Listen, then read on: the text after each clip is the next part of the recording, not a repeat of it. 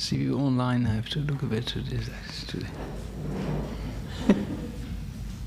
Yeah.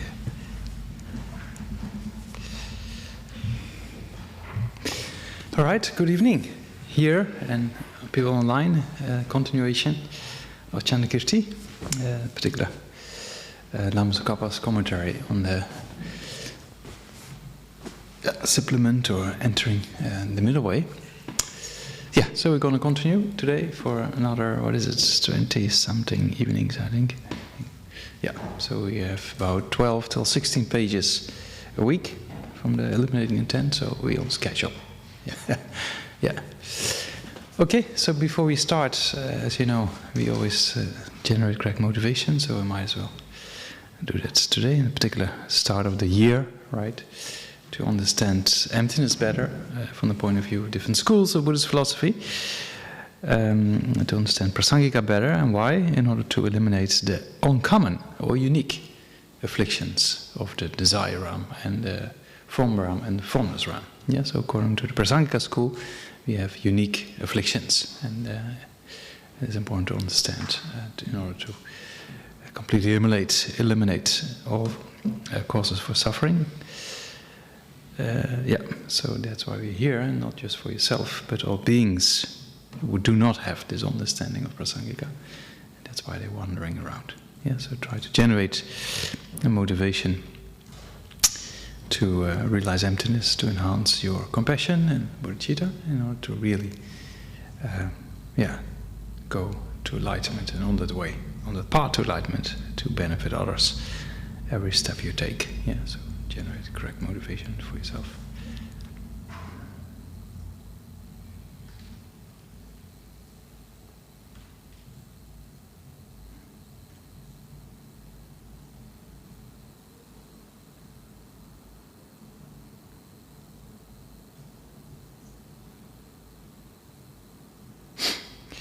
And then in front of yourself, imagine Sakyamuni Buddha, surrounded by the masters of India and Tibet, in particular the Nalanda tradition, right, and then the different traditions of Tibet.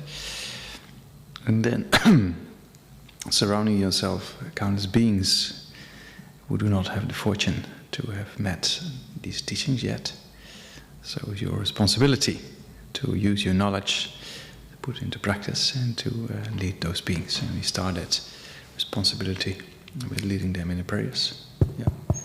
Based on that, we recite prayers together. To the founder, the endowed, transcendent destroyer, the one gone beyond, the foe destroyer, the completely perfected, fully awakened being, perfect in knowledge and in good conduct, Siddhartha, knower of the world, supreme guide of human beings to be tamed, teacher of gods and human beings, to you, the completely and fully awakened one, the endowed, transcendent destroyer, the glorious conqueror, the subduer from the Sakya clan, I prostrate, make offerings, and go for refuge. To the founder, the endowed, transcendent destroyer, the one gone beyond, the foe destroyer, the completely perfected, fully awakened being, perfect in knowledge and in good conduct, Siddhartha, knower of the world, supreme guide of human beings to be tamed, teacher of gods and human beings, to you the completely and fully awakened one, the endowed, transcendent destroyer, the glorious conqueror, the subduer from the Sakya clan, I prostrate, make offerings, and go for refuge. To the founder, the endowed, transcendent destroyer, the one gone beyond, the foe destroyer, the completely perfected, fully awakened being, perfect in knowledge and in good conduct, Siddhartha, knower of the world, supreme guide of human beings to be tamed, teacher of gods and human beings, to you, the completely and fully awakened one, the endowed, transcendent destroyer, the glorious conqueror, the subduer from the Sakya clan, I prostrate, make offerings, and go for refuge. When, O supreme amongst humans, you were born on this earth, you paced out 7 strides and said, I am supreme in this world. To you who are wise then I prostrate, with pure bodies, form supremely pure, wisdom ocean like a golden mountain, fame that blazes in the 3 worlds, winner of the best, Lord, to you I prostrate. With the supreme science, face like spotless moon, colour like gold, to you I prostrate. Thus 3 like you, the 3 worlds are not, incomparably wise one, to you I prostrate.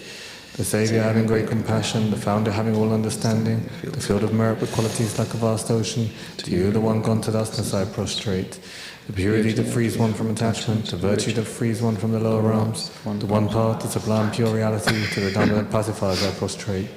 Those who are liberated and also show the path to liberation, the holy field qualified with realizations, who are devoted to the moral precepts, to you, the sublime community intending virtue, I prostrate.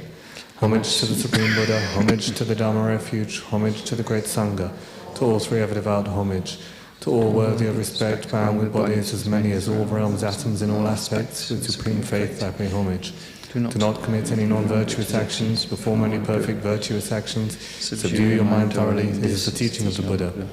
A star, a busy elaboration, a flame of a lamp, an illusion, a drop of dew or a bubble, a dream, a flash of lightning, a cloud, see conditioned things as such. Through these merits may sentient beings attain the rank of all seeing, subdue the foe of faults, and be delivered from samsara's ocean, perturbed by the waves of aging, sickness and death. I prostrate to the Arya Triple Gem, thus did I hear at one time the Bhagavan was dwelling on the mass of Vulture's Mountain, Hirajgir, together with a great community of monks and a great community of bodhisattvas. At that time the Bhagavan was absorbed in the concentration on the categories of phenomena called profound perception. Also at that time the Bodhisattva Mahasattva Arya Avalokiteshvara looked upon the very practice of the profound perfection of wisdom and beheld those five aggregates also as empty of inherent nature. Then, through the power of Buddha, the Venerable Shariputra said this to the Bodhisattva Mahasattva Arya Avalokiteshvara: how should any son of the lineage trained who wishes to practice the activity of the profound perfection of wisdom? He said that, and the Bodhisattva Mahasattva Arya Avalokiteshvara said this to the Venerable Sharadvatiputra: Shariputra, any son of the lineage or daughter of the lineage who wishes to practice the activities of the profound perfection of wisdom should look upon it like this, correctly and repeatedly beholding those five aggregates also as empty of inherent nature. Form is empty, emptiness is form is not other than form is also not other than emptiness. In the same way, feeling, discrimination, compositional factors and consciousness are empty. Shariputra, likewise all phenomena are emptiness, without characteristic, unproduced, unceased, stainless, not without stain, not deficient, not fulfilled. Shariputra, therefore in emptiness there is no form, no feeling, no discrimination, no compositional factors, no consciousness, no eye, no ear, no nose, no tongue, no body, no mind, no visible form, no sound, no odor, no taste, no object of touch, and no phenomena. There is no eye element, and so on up to and including no mind element and no mental consciousness element. There is no ignorance, no extinction of ignorance, and so on up to and including no aging and death, and no extinction of aging and death. Similarly, there is no suffering, origination, cessation and path. There is no exalted wisdom, no attainment, and also no non-attainment. Shariputra, therefore, because there is no attainment, bodhisattvas rely on and dwell in the perfection of wisdom, the mind without obscuration and without fear. Having completely passed beyond error, they reach the endpoint of nirvana. All the Buddhas who dwell in the three times also manifestly, completely awaken to unsurpassable, perfect, complete enlightenment in reliance on the perfection of wisdom. Therefore, the mantra of the perfection of wisdom, the mantra of great knowledge, the unsurpassed mantra, the mantra equal to the unequal, the mantra that thoroughly pacifies all suffering should be known as truth, since it is not false. The mantra of the perfection of wisdom is declared Tayata, Gate Gate, Paragate, Parasamgate, Bodhisoha. Shariputra, the Bodhisattva Mahasattva, should train in the profound perfection of wisdom like that. Then the Bhagavan arose from that concentration and commended the Bodhisattva Mahasattva Arya Avalokiteshvara, saying, well said, son of the lineage, it is like that, it is like that. One should practice the profound perfection of wisdom just as you have indicated, even the Tathagatas rejoice. The Bhagavan having thus spoken, the Venerable Sharadvatiputra, the Bodhisattva Mahasattva Arya Avalokiteshvara, and those surrounding in their entirety, along with the world of gods, humans, asuras and Gandharvas, were overjoyed and highly praised that spoken by the Bhagavan. The gathering of the keys in the three chakras who abide in the holy yoga of using space, their powers of clairvoyance and magical emanation look after our practitioners like a mother or a child.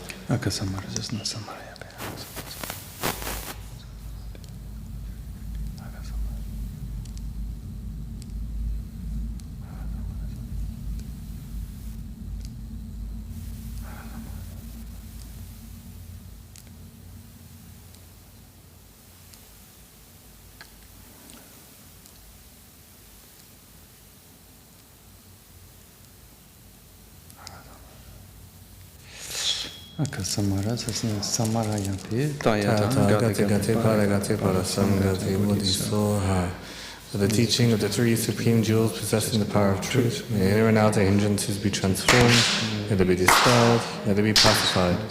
May all negative forces opposed to Dharma be completely pacified. May the host of 80,000 obstacles be pacified. May we be separated from problems and harmful conditions of Dharma. May all enjoyments be in accord with the Dharma. And may there be auspiciousness and perfect happiness here, right now. The foundation of all good qualities is the kind and perfect pure Guru. Great devotion to the Guru is the root of the path. By clearly seeing this and applying great effort, please bless me to rely upon the Guru with great respect. Please bless me to rely upon the Guru with great respect. Understanding that the precious freedom of this rebirth is found only once, is greatly meaningful and is difficult to find again. Please bless me to generate the mind that unceasingly day and night takes its essence. Please bless me to generate the mind that unceasingly day and night takes its essence. This life is impermanent as a water bubble. Remember how quickly it decays and death comes. After death, just like a shadow follows the body, the results of black and white karma follow. Finding firm and definite conviction in this, please bless me always to be careful to abandon even the slightest negativities and accomplish all virtuous deeds. Please bless me always to be careful to abandon even the slightest negativities and accomplish all virtuous deeds. Seeking samsaric pleasures is the door to all suffering. They are uncertain and cannot be relied upon. Recognizing these shortcomings, please bless me to generate the strong wish for the bliss of liberation. Please bless me to generate the strong wish for the bliss of liberation. Led by this pure thought, mindfulness, alertness and great caution arise. The root of the teachings is keeping the pratimoksha vows. Please bless me to accomplish this essential practice. Please bless me to accomplish this essential practice. Just as I have fallen into the sea of samsara, so have all mother migratory beings.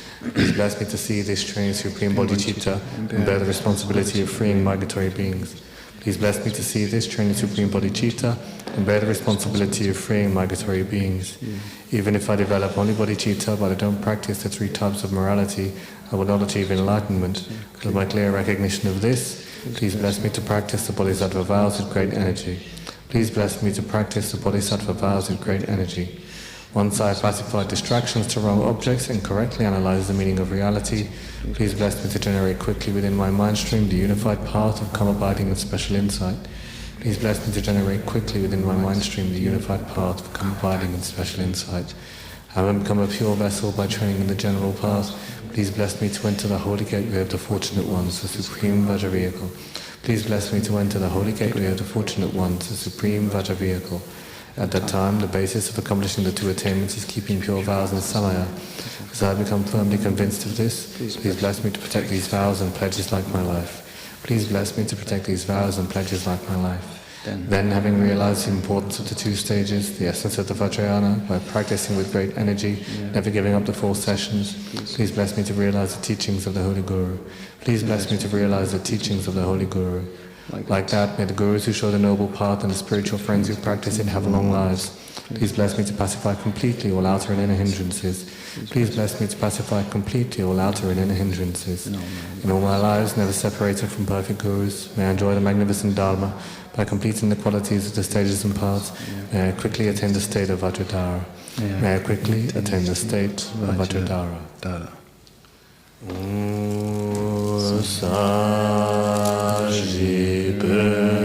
Sajibagi Juching Meto Damri Rabingshi Nidegen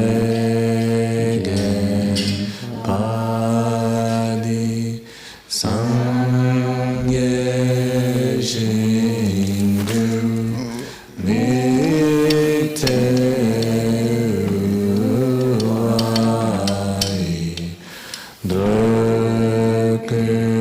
Drukunam Dakshingla Chupashot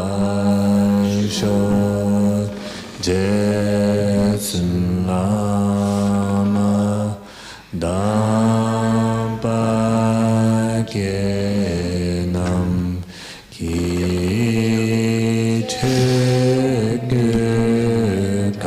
Kichukala Gense Chutindri Jida Sampe Dujensin Mala Sabyeche Gitarpa Vantusa Idam Guru Ratna Mandala Kandriyatayami Sangye Chedan Sungi Chanam La Janju Badu Dani Kyapsuji Dagi Chishen Gibe Sonangi Rola Penje Sangye Rupa Jo Sangye Chedan Sungi Chanam La Janju Badu Dani Kyapsuji Dagi Chishen Gibe Sonangi Rola Penje Sangye Rupa Jo Sangye Chedan Sungi Chanam La Janju Badu Dani Kyapsuji Dagi Chishen Gibe Sonangi Rola Penje Sangye Rupa Jo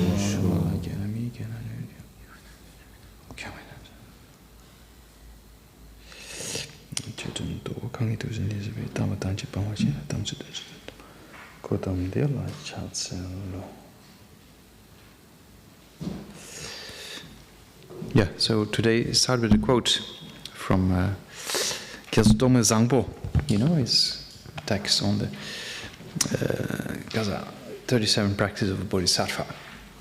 There's one verse, it's very similar to the mind-only school, but you can also in the commentaries read an interpretation according to the consequent school, Prasangika school. Right, so in Tibet, Gyaltsab Rinpoche, during his teachings in Dharamsala, gave a very interesting aspect of the schools following all Prasangika,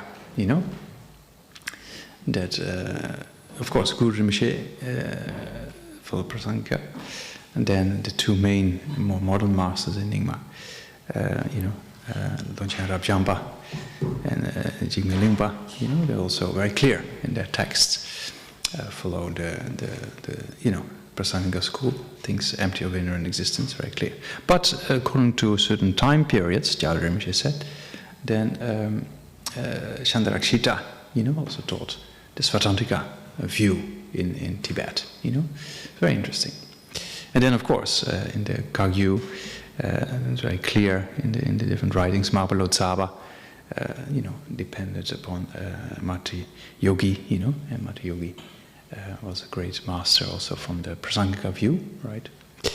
And similarly, Verupa, a great master for to become the Sakya tradition, also was a great scholar of Nalanda in the field also of Chandrakirti, So it's very interesting to see that the traditions in Tibet basically mainly follow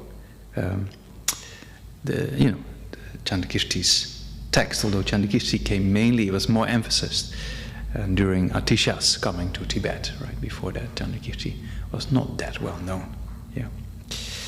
Okay, so Tome Zambo, in his 37 practices of Bodhisattva, then also he said one verse 22 in his text, that says, whatever appears in your mind from the start was free from fabricated extremes. Yeah? So the mind by itself, since beginningless time, was of course free of the extremes, free of, according to mind only, of object and subject being of a different nature, so it's free of that.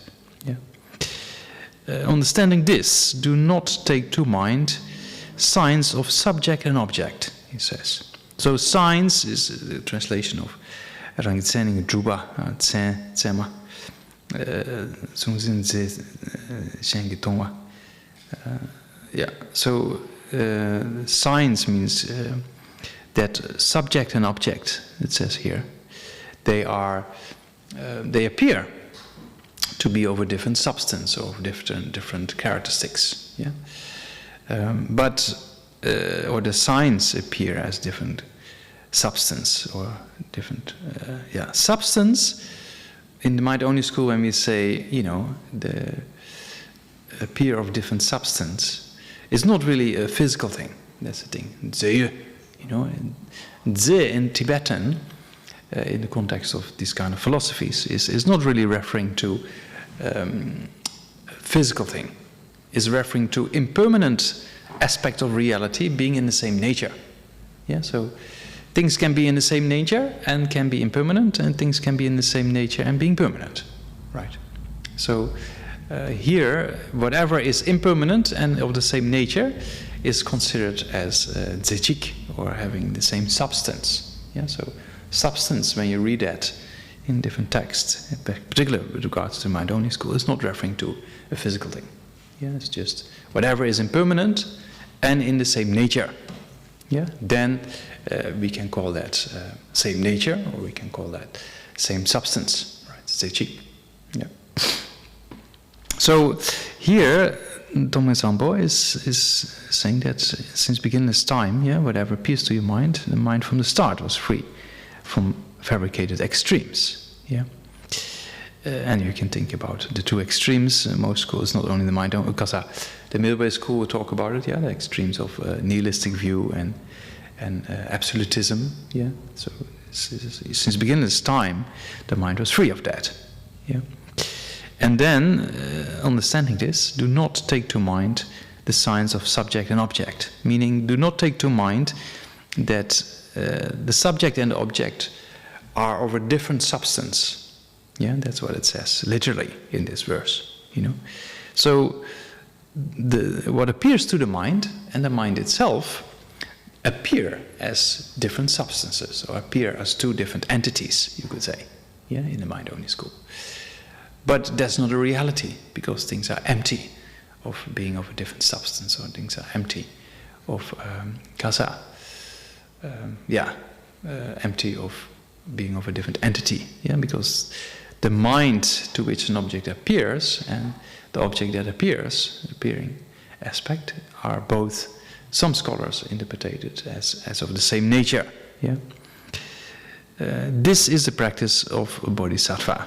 That's what Tongme Sampo is saying. But in the commentaries, you can also read that sometimes, from the Prasangika point of view, you could also say that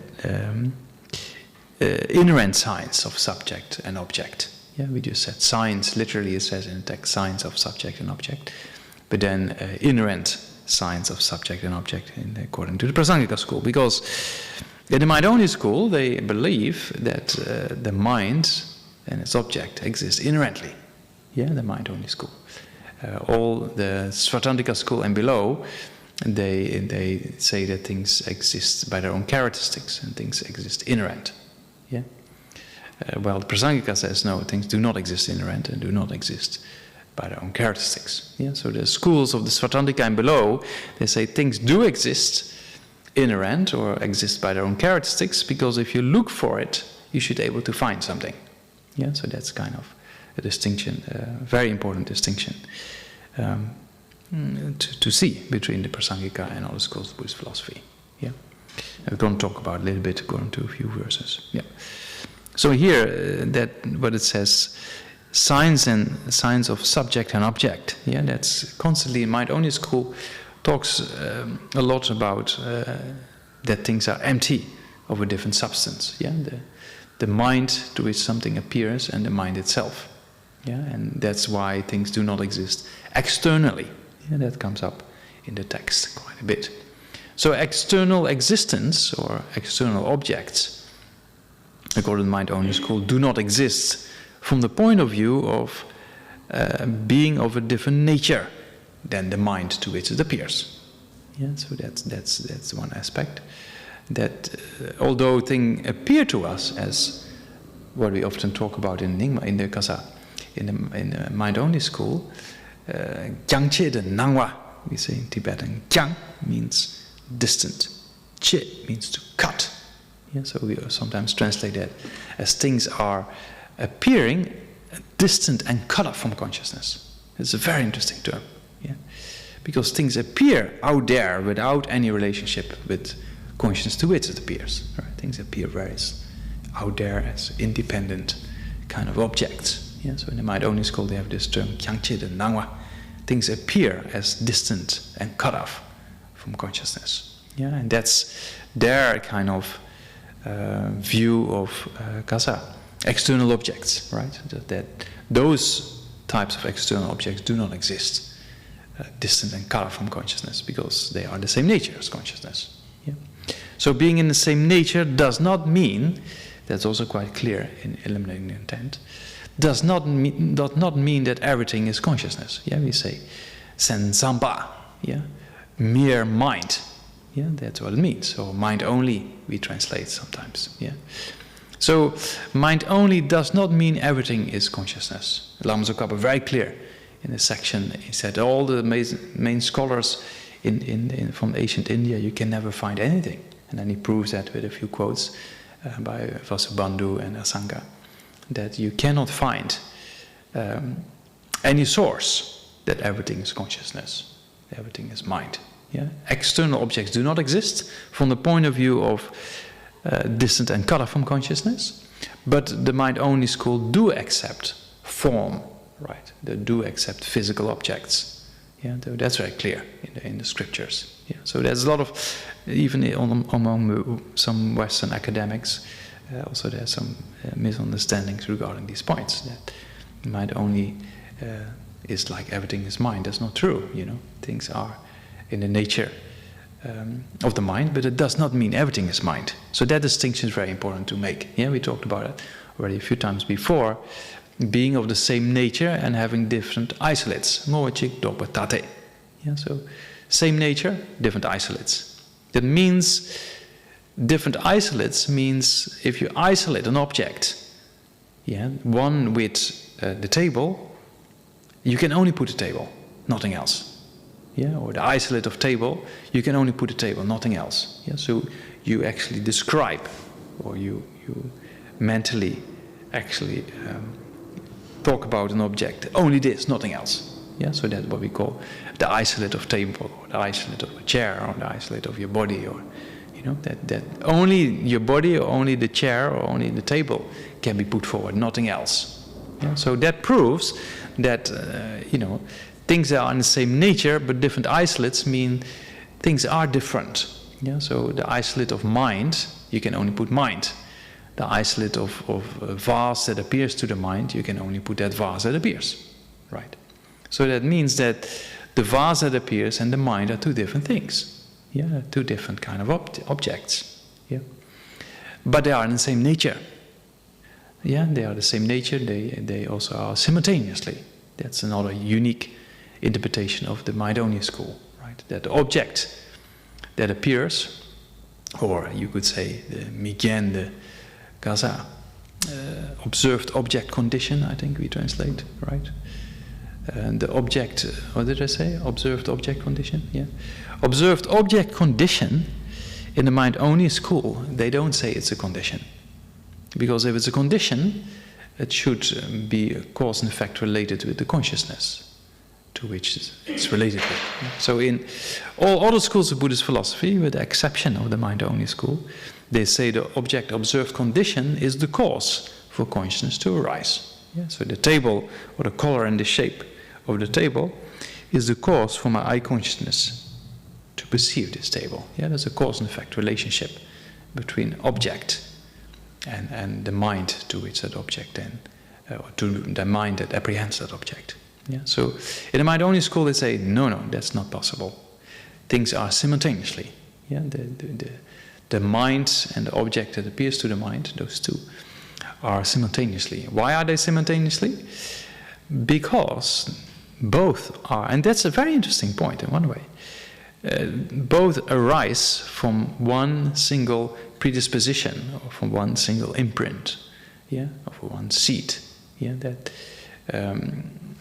that seed you can, you know, if you want to do like this, cut in half. One produces a consciousness, the other one produces. When I was in Oxford last summer school, I also made a PowerPoint presentation, and then was it Oxford? No, it was not Oxford. I did it somewhere. Oh, no, I did it in AMIS in Oxford. Yeah, Asian Middle East Studies faculty. I gave a presentation, and then also I made a slide with, you know, imprint cut into two, and then this produced that, and that produced that. You know, but it's not really, you know, it's a property, right? It's a property of consciousness, but it gives an idea that that one imprint produces a consciousness, and that produces the appearance to which that consciousness that appears to that consciousness. Yeah, so that proves that one imprint produces both, and that's why they say that simultaneously. Yeah, it's not that there's an object there that cast, and then you see that object. Yeah, so that's in the mind-only school.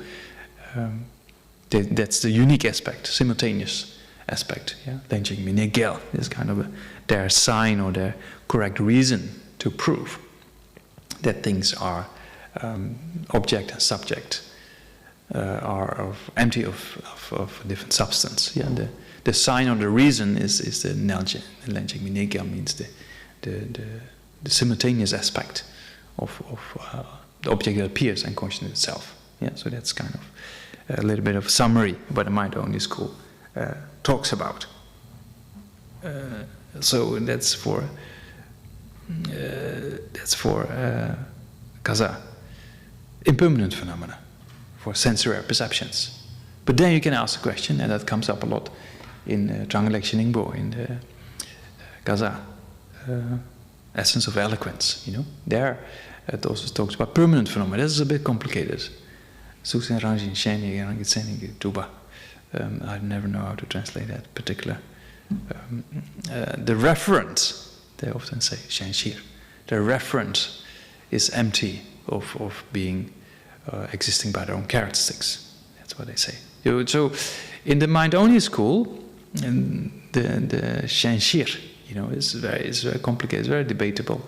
But in the oral kind of aspect in the debate we talk about, it is similar as a, not the same, similar as a meaning generality, but a meaning generality that is produced by the power of imprints.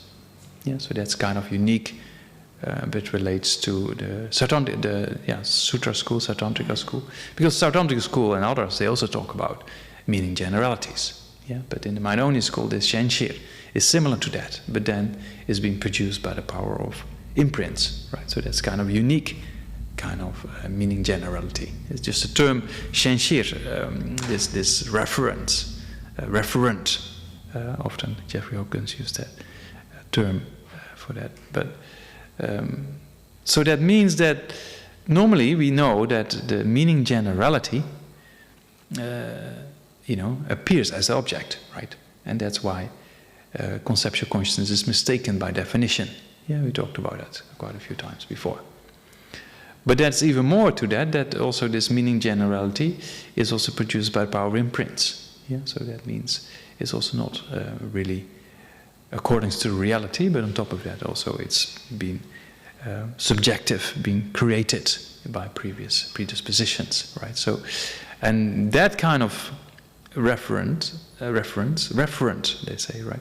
That kind of referent also does not exist by their own characteristics. Yeah, that's kind of for permanent phenomena, they put that forward. Because permanent phenomena, you can have a meaning generality of, right? Yeah. So anyway, that's a very complex. I was thinking, shall I tell that or not? But yeah, it doesn't really come up in limited intent. You have to read the Kaza. What did I say? Speech of eloquence. Kaza. Tranglek Ningbo. Essence of eloquence. Yeah. So maybe we do that one day. I'm not sure. But teacher Rinpoche told me. I saw teacher Rinpoche in Zera in December. I said, "Oh, we do. What are we teaching?" I said, "This. And then I said, "Also, we do eliminating intent, Janakirti." He said, "Oh, very good, very good." He said, "But maybe you can do also Tranglek Ningbo one day." Because teacher Rinpoche is really the traditional kind of, what is it? Embodiment of the tradition, right? So, shung, like, text. The traditional text has to be taught, But yeah, anyway, maybe one day we see. It's a very complex text, but then in that text, actually, the mind-only school is very detailed explained, So this text just touches upon it, but the, essence of eloquence, very extensively in mind-only school. And then if you combine that with Kunshe Namshe, that's Lama Tsongkhapa's commentary, root text and commentary, outer commentary, on the mind basis of all, and the Alaya, Vijaya consciousness, It's very interesting text, because in that text it talks about how these imprints actually work, So those two texts are very, very interesting if you really want to understand the mind-only school, the Lama Tsongkhapa's interpretation of those two texts. Very complex, very chakpo, means not easy. There's a very nice commentary in Tibetan. There's many commentaries, but also Khyentse Rinpoche Lobsang Tsering, one of the great masters who passed away quite some years ago. But he was capable of explaining Changan Lekshe Ingpo as of eloquence in a way you could understand. It was not too difficult. He had the same teacher as Geshe Sopa, Lundup Sopa in the US. So they were capable. Lama Zopa Rinpoche mentioned many times, those two, they were capable of explaining the most difficult points in a very easy way. Not too easy, but reasonably easy way to understand. So Khyentse Rinpoche Lobsang Tsering once, we received many teaching, and we also, our class went many times up to Gyala when he was retired. Then Gyala said, the doctors told me not to teach more than 1 hour a day. He went up, we were going on for almost 2 hours, and Gyala said, I have to stop now. And yeah, so Gyala was kind of an expert in this particular text. It's very mind-boggling, debating back and forth for hours, Yeah, so Gyala also gave a teaching in Jata Kamse, in our Kamse, organized. And then, so there's a transcript. But yeah, I have many ideas to translate things, but there's sometimes no time. But that's a very clear commentary also. Anyway, maybe later. Yeah.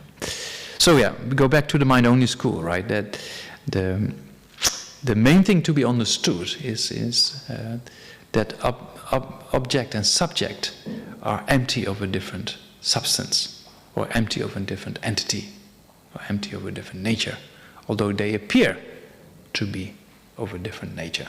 Yeah, so that's very clear, and that's why objects appear to us completely distinct from consciousness. Things appear as distant and cut off. Yeah, so those two are related, right? No external objects, and empty of a different substance, or empty of a different nature. Yeah, one proves the other. Yeah, so that's kind of, for us, the easiest way to relate to. Yeah, forget permanent phenomena and conceptual forms of consciousness for the time being. This with sensory perception, it's like that, and that's also why the mind-only school says that every sensory perception is by definition mistaken. Yeah, that's also in the mind-only school we talk about that. Why is every sensory perception by definition mistaken? Because things appear as external objects. Things appear as distant and cut off from consciousness. Things appear as being of a different substance or a different nature, right? Yeah. So there's a little bit of a summary before we start with the text. Yeah. So then the root text, we are, according to my notes, verse 45. On the 27th of November 2024, that's last year, then we went on to including verse 44. Yeah, so we went over the 4 extremes of production, self, other, both, no cause, and then we went over the 2 truths, and now is there a section on the mind-only school. Yeah, so that starts with verse 45. So in verse 45, then also in here, in brackets, it indicates that Chittamatra is stating this, right? And then the next verse, 46, is the response. Yeah. So there, the mind-only says, apprehending no objects, meaning separate from the mind, there are no objects. Yeah, there's always a consciousness apprehending an object. Right? Then you say, yeah, everybody out of the room, and then the other table's still there, they kind of. But yeah, there's always, spirits or Buddhas. There's always some consciousness perceiving, right? Yeah. So separate from the mind,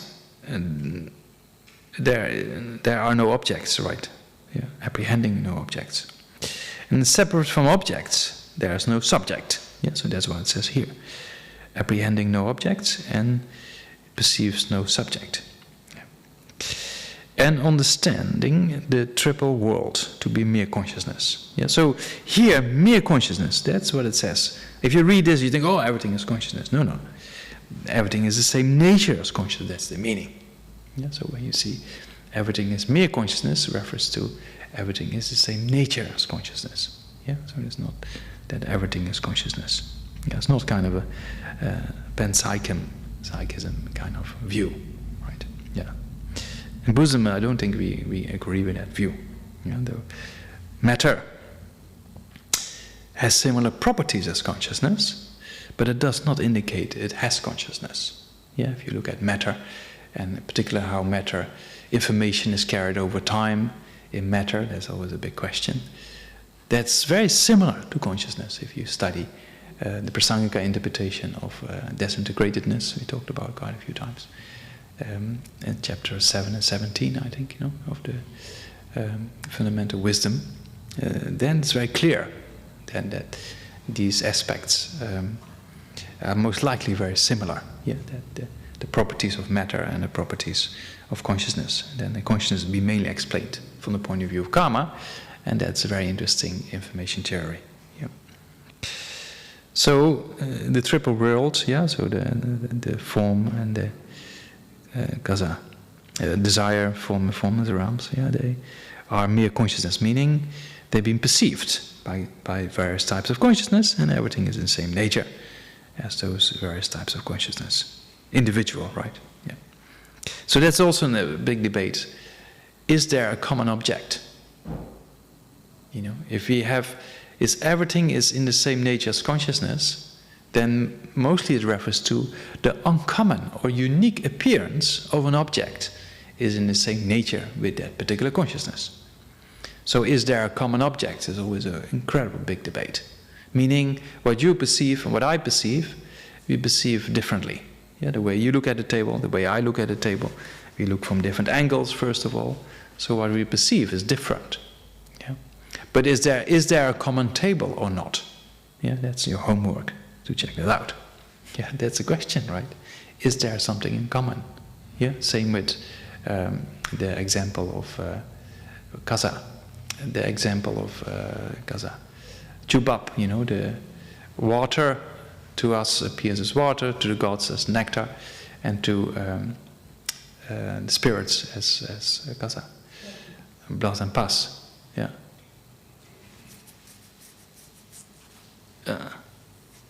So one of my friends in Oxford, he did a PhD on this. So it's very interesting. He researched from the sutras until the present day that evolution of this aspect of subjective experiences of consciousness in relation with that example. Very interesting. Yeah, yeah. So. So there also you can argue, is there a common object or not? And if so, what is that? But then on the mind-only school, there's a big debate. Then, do you then accept external objects or not? Yeah. So I won't give you the answer yet, and maybe I never give the answer because I just don't know. Yeah. Yeah. It's a very complex aspect, right? Yeah. Yeah. So because we always say, it's a unique or a common appearance that is in one nature with that particular consciousness to which it appears, right? And that's the question. Yeah. Sorry, that's what we mostly talk about. So here it says the triple world to be mere consciousness. Yeah. On the sixth bhumi, because this is chapter 6, right? So the bodhisattva who abides in the perfection of wisdom realizes suchness in terms of consciousness. Yeah. So that means that in the mind-only school, there's a presentation of grounds and parts. In the Svatandrika school, there's a presentation of grounds and parts. In the Prasangika school, there's also a presentation of grounds and parts. And the presentation of grounds and parts is so important. In Western, there's a lot of debate or a lot of research done in these fields of, but they never really explain the grounds and parts. It's very rare, So the grounds and parts is very important because that explains how you go, from scratch, generating a renunciation of bodhicitta and then achieve enlightenment. Yeah. So those who are in BP, they're very lucky because on Saturday and Sunday we're gonna do grounds and parts. Yeah, because it's important, right, to understand. And there's different interpretations. If you in the mind-only school, then they say, okay, for the hearer and the solitary realizer vehicles, you don't have to realize the emptiness of phenomena to get liberated, right, in the mind-only school. In the mind-only school, they say, in order to get liberated from samsara, you have to realize that the self is empty of a self-sufficient, substantial existing self. And by doing so, you can eliminate the root of samsara, according to their interpretation. Yeah, so for them, the root of samsara is this grasping at the self of a person. Yeah, the self-sufficient, substantial existing self, the most subtle one. So that has to be eliminated, according to the mind-only school. If you do that, you can achieve liberation. Yeah. And we know that the Svatantrika school has a similar view, right? But the Prasangika says, no. You also have to realize emptiness of inherent existence and emptiness of phenomena. Yeah, so that's kind of unique to the consequent school. Yeah, we went over that already a few times, I think. So then, in the mind-only school, if you're interested, it's a very interesting debate in Jetsuncho Gyaltsen's Grounds and Paths, because that text talks about initially the mind-only school view that for achieving enlightenment, you have to realize that things are empty of kasa, of a different substance, right? Object and subject. Yeah, so that's why it says here, the bodhisattva, meaning here the sixth bhumi bodhisattva, who abides in the perfection of wisdom, right? He practices the perfection of wisdom on that bhumi, and then realizes suchness, or mainly practices all perfections, but also mainly emphasis the perfection of wisdom, realizes suchness in terms of consciousness only. Yeah, so in the mind-only school, the Arya Bodhisattva, his object of meditation is mainly the emptiness of being of a different substance, right? The emptiness of object and subject being of a different substance. Yeah, so that's kind of the main object of meditation for the Arya Bodhisattva within the presentation of the mind-only school. Yeah. In the Prasangika school, the main object of meditation is things empty of inherent existence, right? Yeah, yeah. So that's kind of here quite unique presentation of the mind-only school aspect of the paths, Yeah. Okay, so then there's a reply after that. Yeah. So a reply, not just a reply, because in between those two verses there's a kind of a question then. How does a mere mind arise? Yeah, if everything is mere mind, then how does it then arise? This is an interesting debate, because if you say everything is nature of consciousness, then consciousness has to arise in dependence on an object, right? So then you can have the argument that, but how does consciousness then arise? It then needs an object, right? If everything is mere consciousness, or same nature of consciousness, how does the initial consciousness then arise? Yeah, so then the mind-only school says in their response, just as in the ocean, whipped by windstorm, waves rise high, one after another. So from the seeds of all, the foundation consciousness, or the mind basis of all, mere consciousness arise to its own potential. So that's then referring to the different imprints. So as we know in the true aspectarians, right, in the mind-only school, they believe these, accept these 8 types of consciousness, right? We have the 5 sensory perceptions, we have mental consciousness, then this mind basis of all, or this alaya vijaya, consciousness, and then afflicted consciousness. So that's a unique presentation. So the mind basis of all consciousness, or here foundation consciousness. Different translations be given to kunshi, basis of all. Kun means all, shi means basis. So you can also translate that foundation consciousness, or mind basis of all. So that mind basis of all, as you know, in the mind-only school, that's the person. That's the person that goes from this life to the next life. And that carries all the imprints. And there's various reasons you can find in various commentaries why this mind basis of all consciousness is needed. And why is it needed? Because you have to have a storehouse of imprints. And all other forms of consciousness are not that stable to provide that. Yeah, because sensory perception ceases when you fall asleep.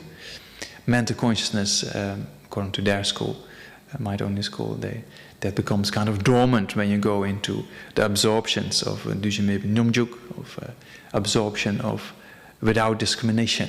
Yeah, so then, and that mind is not stable enough. So you need a consciousness that never goes dormant. Yeah, so that's one interpretation in the mind-only school.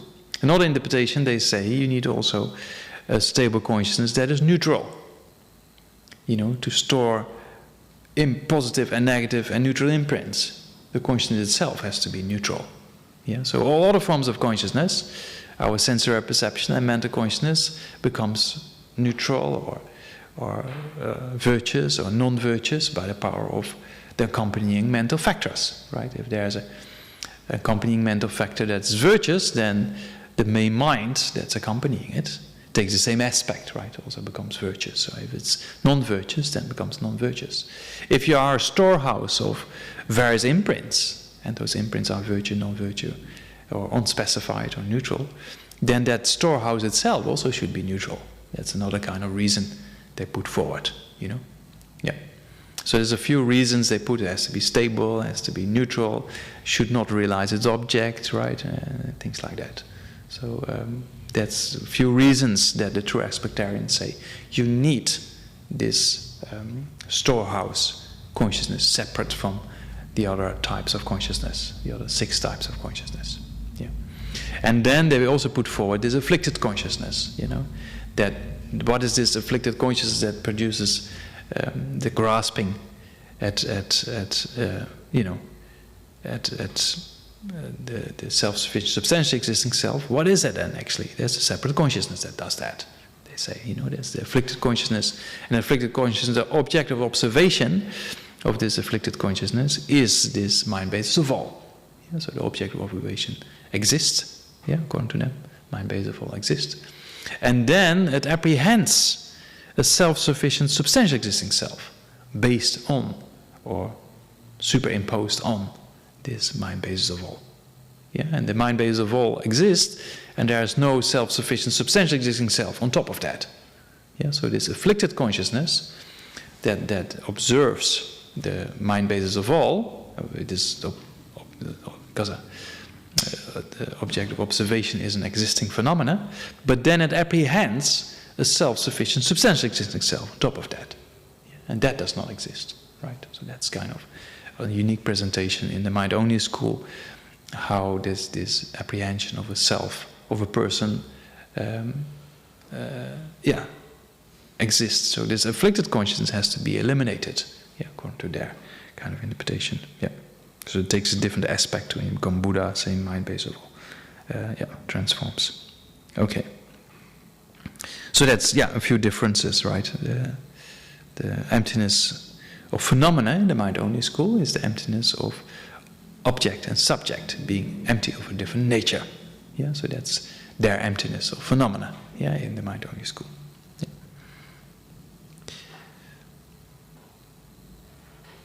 Yeah. Oh, I was here, but the comments there, I was like... Yeah. So therefore, next verse, 47.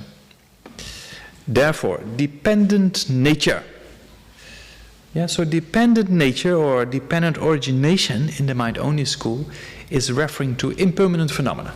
Yeah, you know, in the mind-only school we have a threefold division of the 3 natures, of order-powered phenomena, of imputed phenomena, and I shouldn't say imputed phenomena, I should say imputed natures, because there are imputed natures that are not phenomena, non-existing imputed natures. Yeah, so order-powered phenomena, first group, means all impermanent phenomena are order-powered. So why are they order-powered? Because they depend on cause and conditions other than themselves. Yeah, so order-powered by the impermanent phenomena, they're always depending on other things than themselves to come into being and to disintegrate and to abide in between. Yeah, so that's why they call them order-powered phenomena. Yeah, order means other than themselves, depending on cause and conditions other than themselves to come into existence, to abide and disintegrate. Yeah? So order-powered phenomena means all impermanent phenomena are order-powered. Then the imputed natures are things that are imputed, like non-obstructed space, yeah, or Dumijegi Namka means, because uncompounded space we mostly say, right? Uncompounded space, yeah, or other aspects that are permanent, or no elephant, yeah, that those kind of concepts being created, they are imputed. There's nothing substantial there, yeah. So they say, yeah. So that's why they say imputed natures do not exist by their own characteristics, while order-powered phenomena do exist by their own characteristics. And why is it so? Because order-powered phenomena, if you look for it, you're able to find something. You can find consciousness, you can find objects, you know. So that's why they say order-powered phenomena exist by their own characteristics, but imputed natures do not exist by their own characteristics. There's no substantial, when I say no elephant, there's no really a substantial aspect to be found, right? It's just a concept of talking about the absence of an elephant, nothing else. Yeah. So imputed natures in the mind-only school do not exist by their own characteristics. Yeah. Because if you exist by their own characteristics, you should be able to find something. Yeah. If you say no elephant, no table, or uncompounded space, then that's what is free of obstruction. Is just a concept, right? Yeah. There's nothing solid to be found. Yeah. So that's why in mind-only school they say that does not exist by their own characteristics. There's a second group, right? Imputed natures. The third group is thoroughly established phenomena, and that's then referring to emptiness. Yeah, the emptiness of phenomena and the emptiness of the person. Yeah, so those things also exist by their own characteristics, according to the mind-only school. Yeah, so there are the three natures, right? So here, when it says dependent nature, is referring, or any form of dependent origination in the mind-only school implies to be order-powered phenomena. It implies to be impermanent phenomena. Yeah? And we know in the autonomy school, everything that exists is imputed. And even according to Haibhadra's Tunsel, right, the clear meaning, his commentary on the Pratyabharamita on, yeah. So then also there it says tam, merely imputed by the mind. So yeah, Lama Zopa Rinpoche sometimes used to make a distinction between imputed and merely imputed. Yeah, so you could do that. That then merely imputed refers to Prasangika, and imputed refers to the Svarandika. Yeah. So all phenomena are imputed. Yeah, according to those two schools. But Haibhadra says also the term merely. It's very clear in the commentaries on the Abhishamanakara. So, because the Abhishamanakara is based on the Svatantika Yogacharya school, right? So, there it indicates everything is merely imputed. So, if you say, okay, the Svatantika talks about everything is merely imputed, and you say the Prasangika talks about everything is merely imputed, what is then the difference? Then the mere aspect is different, because in the autonomy school, yeah, they say everything is empty of true existence, but things exist inherent.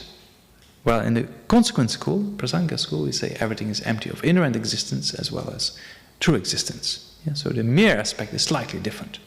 Yeah, so that, although both schools says all phenomena are imputed or merely imputed, depends on the text you rely upon, right?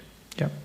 So, but in the mind-only school, it talks about the dependent origination has to be order-powered phenomena. Yeah, they don't accept imputed phenomena to be in the nature of dependent origination.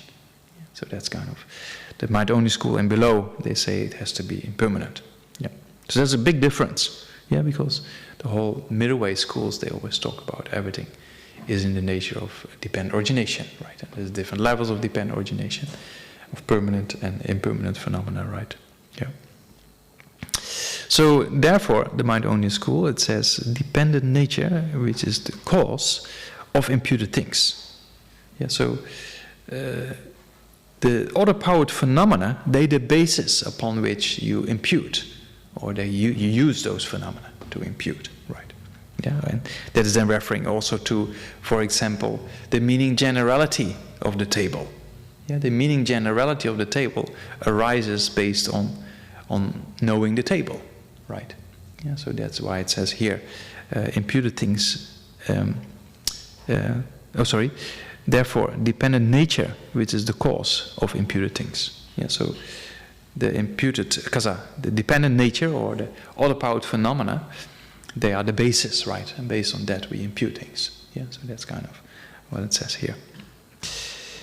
It emerges in the absence of external objects. Yeah, so these dependent natures or other-powered phenomena, yeah, that is without external objects, although things appear as external objects. And it actually exists. It exists inherent, exists by its own characteristics, and it's beyond the realm of concepts. Yeah, because other-powered phenomena, yeah, are kind of objects that are impermanent, right? So they make a very clear distinction in the mind-only school between imputed natures and other-powered phenomena, right?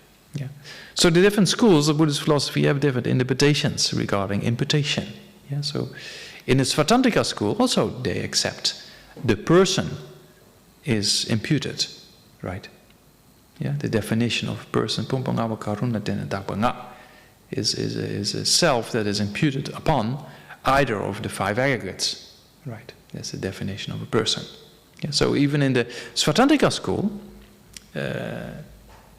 Sutra, the Svatantrika school, yeah, the Sutra school,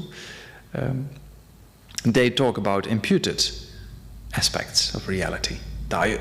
Yeah, so the imputed existence is the person, for example. Yeah, so that's true, right? If you look and you see, if you call your own name, my name is Namdak. Yeah. So if you call your own name, then you say the person Namdak. It's very clear, right? That is not really a substance, you know.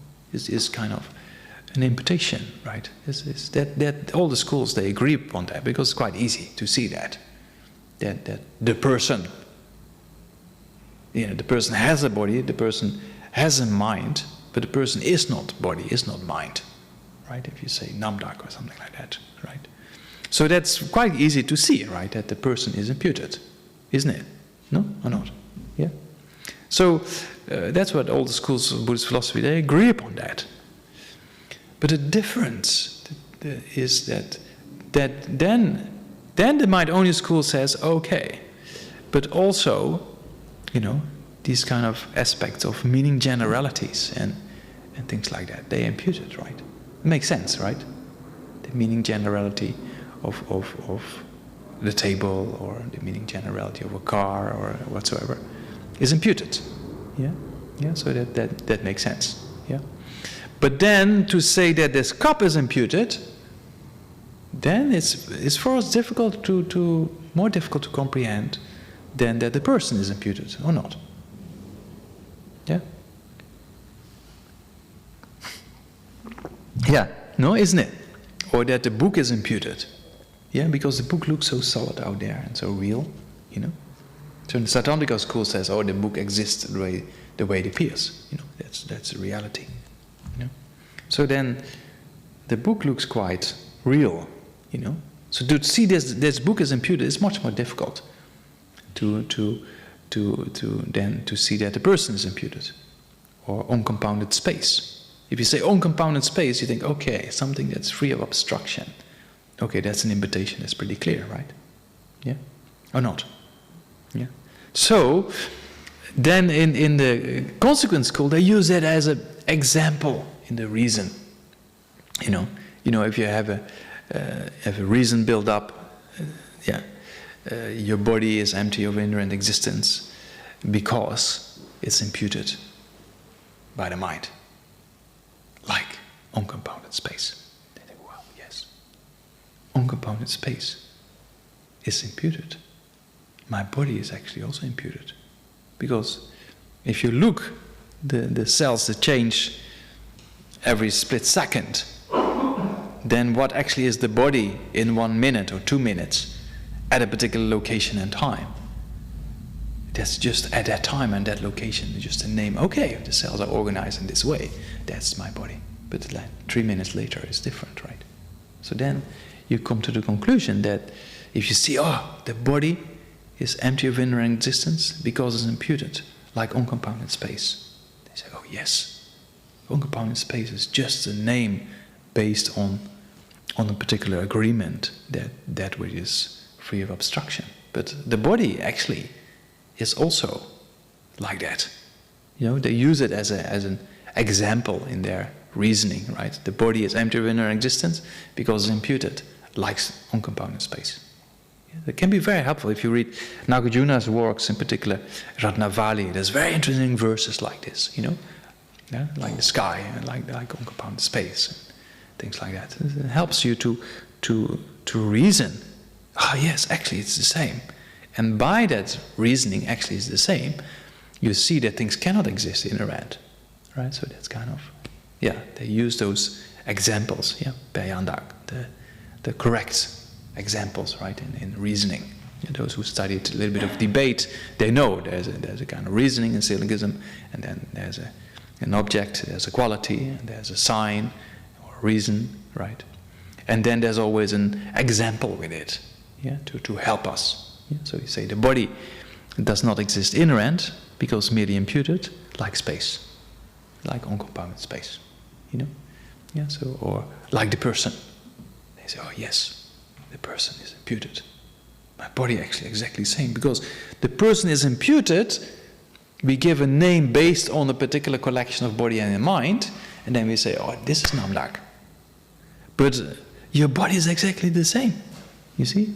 So to see that your body is imputed is a bit more difficult to see than to see that the person is imputed. But if you analyze, you see, okay, yes, the cell's been there in a particular location and time, and that's at a particular location and time, that's the body at that particular location and time. But 3 minutes later is different. So you see what actually is the body is just imputation. So same with consciousness. The moments of consciousness change. So then the Prasanga also says consciousness does not exist inherently. It's imputed as like space, Same thing. That the moments of consciousness, they just move and move and move and move and move. So what actually is consciousness is just a stream or collection of moments at a particular time. Then you say, that's the consciousness of Namdak. But it's nothing more than that. Because if you go beyond that time, it's different moments, right? So then you see consciousness does not exist inherent because imputed, like uncompounded space or like the person. You see that a bit or not? So that's also one of the reasons we talk about so many times before. Why you first realize the emptiness of the self of a person. There was 2 reasons. Why is that so?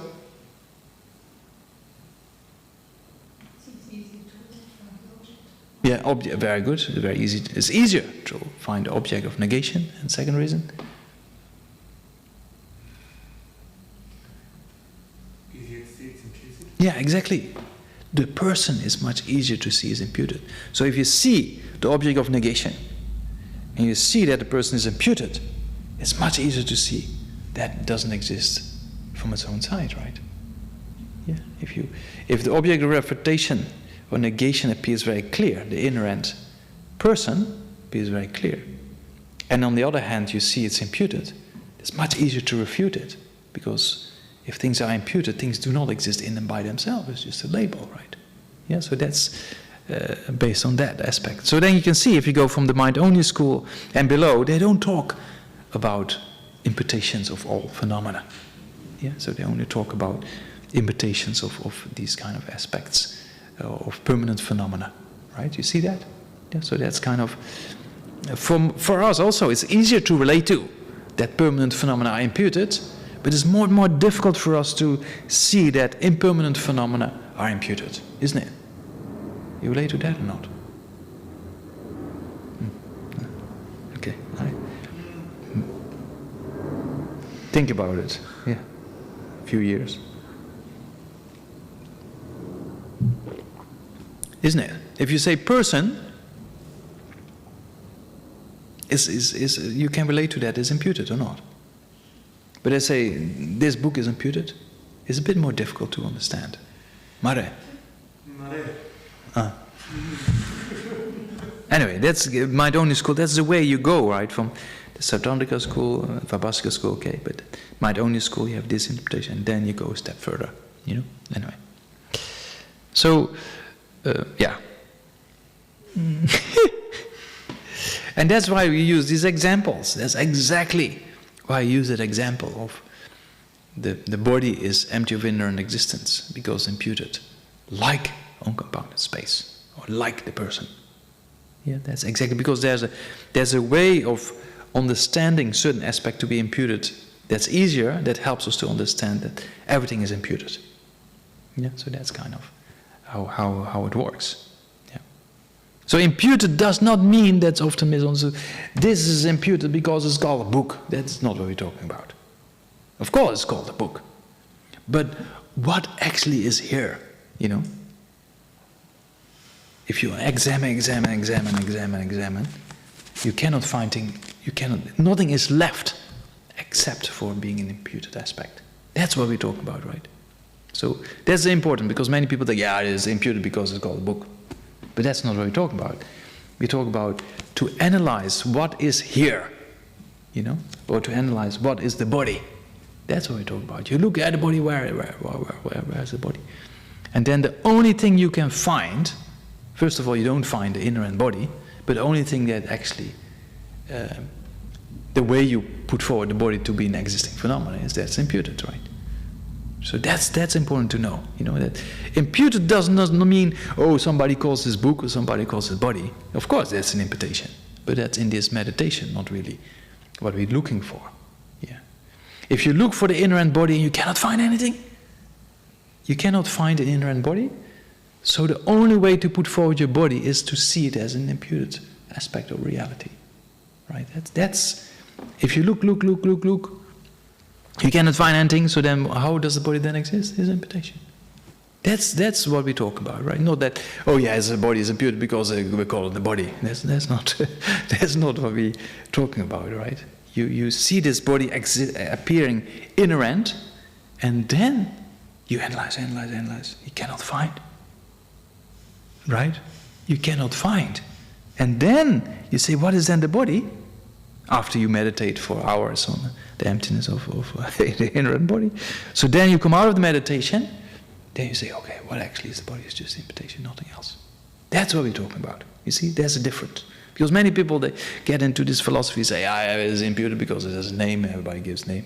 No, it's kind of, you look, you cannot find anything, then you come out of that understanding or meditation, and then you say, okay, what actually is the body? It's imputation, it's nothing more than that. You see that in the Veda or not? That's a very important point to understand, because that's often misunderstood. People think, label, there is a person who labels and says name. No, it's kind of, you look, nothing. Or Lama's opening with letter A, put letter A on the board. You look, where is this letter A? It's just three lines assembled in a particular way. But there's nothing more, there's no, from its own sense, existing A there on the board. But you look and you see, okay, down here, line there. Okay, it's just imputation. So if you look, you cannot find, then you say, what actually is the letter A? It's just imputation. Not we call it A, not like that. You see, that's important to understand, because that's often misunderstood. Maybe we do it another time again. Yeah. This takes time. Yeah, that's already time also. Yeah, you got a little bit of idea or not? That's important to understand. And then you see in the Mind-only school, they don't go that subtle, because they say all imputed natures, are either permanent or non-existing aspects. They don't talk about books and tables and bodies and minds are being imputed. There's only the middle way schools who talk about that. And in the middle way schools, there's two different distinctions, as we know, between Svatrantika and Prasangika, regarding things exist inherent or not inherent, right? Yeah. Okay, we're 50. When will we stop? 8, no, normally. Yeah, okay. So we stop. Yeah, my kind of question. So somebody might had a question regarding page 277. No? Yeah. No. No. He told me like some time ago. Yeah. So on page 277, there's an aspect of the unique aspect of the Prasangika school. I just read. If you have the book in front of you, you can read it along. Yeah. There it says, this in turn gives rise to numerous distinctions between the system of Sautrantika, Madhyamaka, yeah, and Prasangika, such as two different ways of defining afflictions. Right? There's two different ways of defining afflictions. We already talked about a little bit the unique afflictions in the consequent school. Yeah, that's a different way to define afflictions according to the Sautrantika school. Yeah. So in the consequent school, the Prasangika school, you have, for example, attachment in the sense of things appear pleasant to the mind. That's one way to apprehend an object of attachment, right? Another way to apprehend an object of attachment, to apprehend a self-sufficient existing self, and then I like this. Yeah, so that's another way of attachment. Yeah, attachment. The object of the way of apprehending can be just merely, according to many scholars, can be just merely things that appear pleasant to the mind, but it can also be that I like this pleasant object from the point of view of a self-sufficient substantial existing self. So then the way of apprehending is related with the self of a person. Yeah. And in the consequent school they say yes, but it's also possible to apprehend an inherent self wanting this, or the objects of attachment that appears inherent, pleasant and inherent, or apprehends, is apprehended, I should say, is apprehended in a pleasant and inherent way, right? So that's kind of two different things. Well, I mean, three different aspects of attachment. One is just a mere apprehension of pleasant to the mind, right? And one is based on self-sufficient substantial existing self, and one is based on an inherent self. Yeah, so there's three ways attachment can appear, can be come to the mind. The way of apprehending is different in those three minds, right? Yeah. So then the last one is the unique consequence school interpretation. Other schools, they don't see that as an affliction. Yeah, because they accept the inherent existence, yeah, of impermanent objects. A way of defining afflictions. One, because it says here, one subtler and the other coarser. Yeah, among those three, the second one was coarse and the third one was subtle. Yeah, so that's kind of different interpretations. Got it?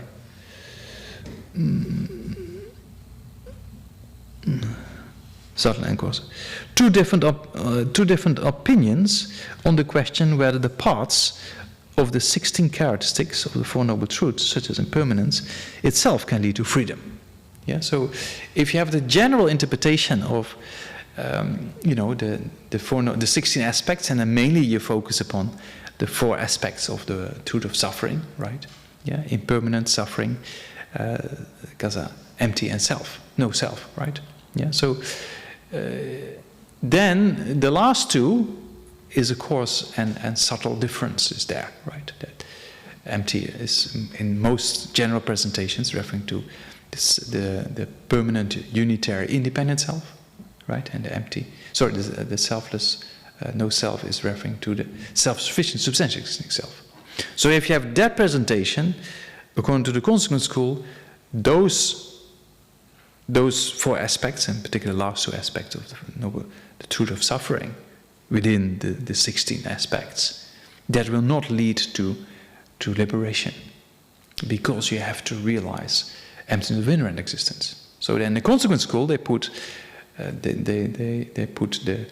for the empty aspect, they put the self-sufficient substantial existing self, being empty of that, right?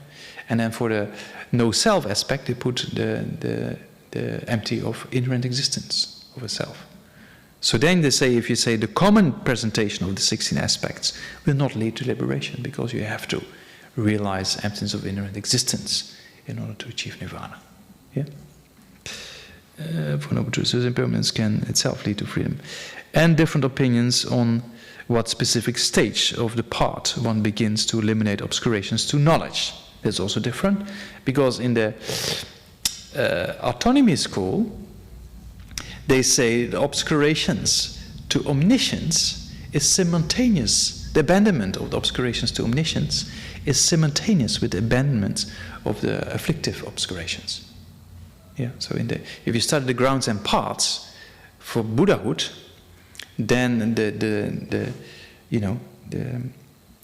10 bhumis, right? Then we have the pure bhumis and the impure bhumis, right? So the first 7 are impure, and the last 3 are pure. So in the Svatantika school, in the autonomy school, they make the distinction between effort and effortless. While in the consequent school, no, they say, if you achieve the pure bhumis, yeah, starting with bhumis number 8, you have eliminated afflictive obscurations. And in the last 3 bhumis, you have to eliminate the obscurations to omniscience. Yeah? While in the Svatantika schools, they say, no, the distinction between the pure and impure bhumis has to do with effort and effortless. The elimination of obscurations, of cognitive obscurations and afflictive obscurations are simultaneously when you're in the 10 bhumi, and then you go in the uninterrupted path, the last uninterrupted path, then you abandon those 2 obscurations simultaneously, and then you become Buddha. Yeah? Yeah, is that your answer? Yeah. Yeah, there's some grounds and paths of the different schools that they explain. Yeah. Okay, any other questions? I don't know, maybe today was a bit Chakwo.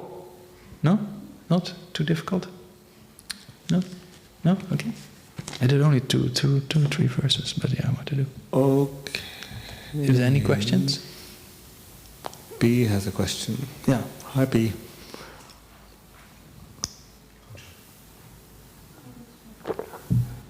Yeah. 1 second, B. Hold on. Sure. Okay. Go ahead, B. Okay, thank you. Yeah. Oh, I look so big on your screen. Oh, huge. And a big sky. Yeah. Hi. So, this didn't occur to me until recently. I was listening to somebody's teaching. Now, in Prasangika school, in terms of conceptual understanding and analysis, Yeah. so we look for the table in the basis, we look for the book in the book, Yeah. and then we don't find the book. Yeah. And then we realize that the book is merely imputed. Yeah. And then we feel like, oh, okay, now I've arrived at the right place. But given that these are all just conceptual, I don't actually have realization of emptiness, even conceptually. Yeah, it's just analyzing. Is there a risk of me then holding on to this imputed table or imputed book in some way? Holding on. Yeah, holding on to in some way. Maybe holding on to, inherently existent subconsciously that happens automatically, right? Because the moment you analyze in a conceptual way, then even the meaning generality appears inherent, right? And then when you really meditate on emptiness and you have the absence of something, the moment you get out of that, then you analyze and then things appear to you automatically, straight away, inherent, right? Even if you analyze this book is imputed, just by looking at it, then it appears inherent all the time. So you have to go with your mental consciousness into meditative absorption in order to see the emptiness of inherent existence of the book, right? And then only that appears. But then with the conceptual consciousness, and also the meaning generality still appears inherent. So eventually you have to have a direct perception to cut every form of inherent appearance, right? Sometimes I get confused when we say look for the person in the aggregate. And then I'm like, okay, am I looking at this person that I'm looking in the aggregate and not find, is it the inherently existent person, or a mere person, or a non-differentiated person? Yeah.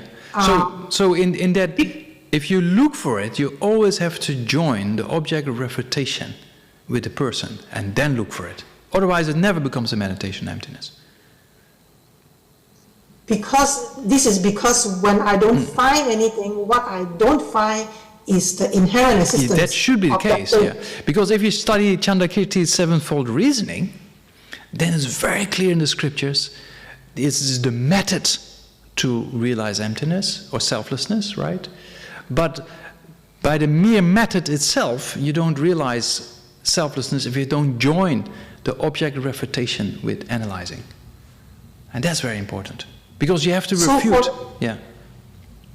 So you have to take the object of refutation clear to your mind and then, without losing it, analyze, right?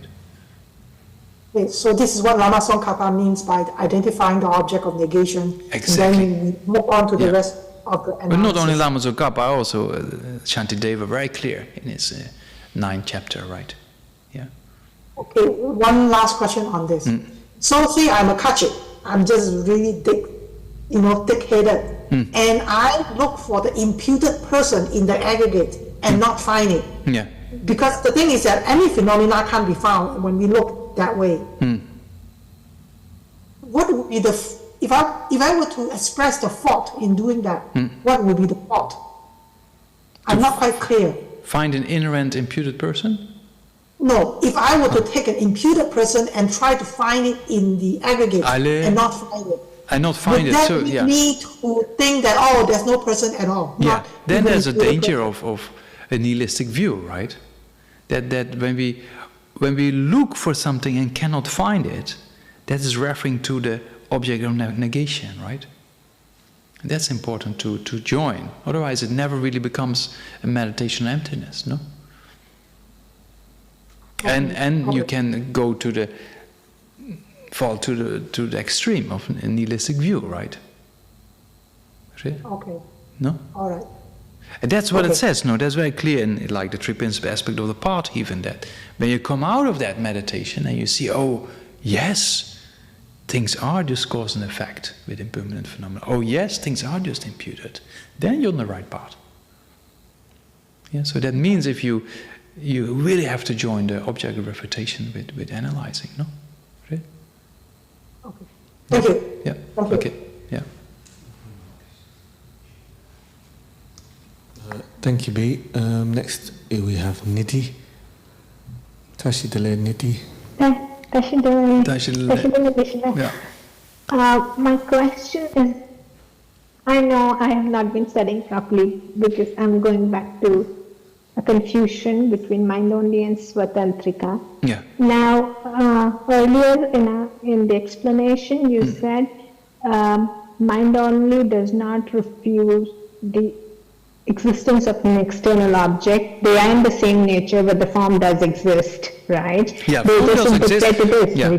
But the meaning of no external objects does not mean no form, right? So that is the same thing that is implied by Swatantrika. They also say there is no true existence of the objects, but if you look for the basis, you can find it. Yeah. When I put these two explanations together, to my mind, they're saying the same thing, except Swatantrika is saying the mind is an effect of the object. That's whereas, otherwise they're saying the same thing to me. Is that the correct interpretation? So there's only the mind-only school who has this unique presentation of being in the same nature, right? Yeah.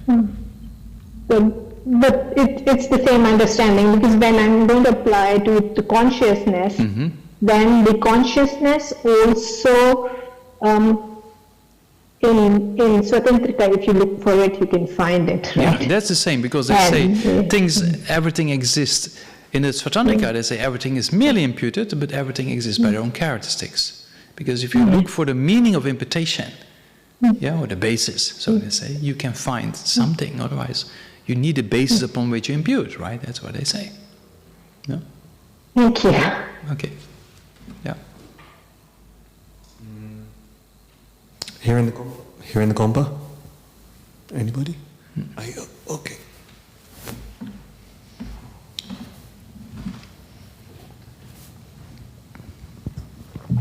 Wow, you guys are quite good then. If I say it's maybe too difficult, and people say no, it's good. No, yeah, good level we reached. Yeah. Hello. Two slightly different questions. Yeah. This was a while ago, but I remember reading in Professor Jan Willis's intro to a book. She was talking about how mind only, the kind of term for that school, actually came from a particular meditation technique or something that was about focusing on the mind only. Because I was wondering if you knew. Yeah, I don't know. Because mostly we say what Lama Tsongkhapa indicates also in the limiting intent, that the meaning, according to Asanga and Vasubandhu, is mainly that things are in the same nature, right? Yeah. So from that point of view, they say mere consciousness or mere mind. Yeah.